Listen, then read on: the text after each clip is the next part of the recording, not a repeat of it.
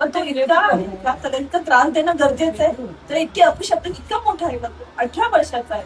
किती जग बघितलं असेल त्यांनी आता आयुष्यात?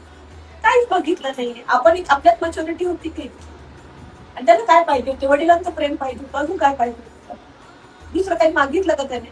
त्यांनी कधी म्हटले की पप्पा मला एखादी वस्तू हवी आहे, पैसे हवे? ते भेटलंय त्याला त्याच्या पप्पाकडून, आईकडून.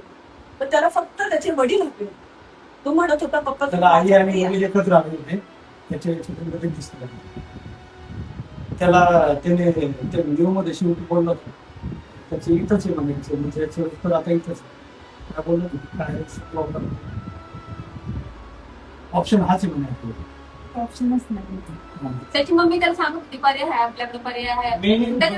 तो ज्यावेळेस उभा राहायचा ना तर त्याला तो जाईल त्याचा, अशी भीती वाटायची ना, थोडंसं पुढे यायचं ना, असं करायचं थोडस बघितलं म्हणजे तो भीती दाखवायचा त्याला तसं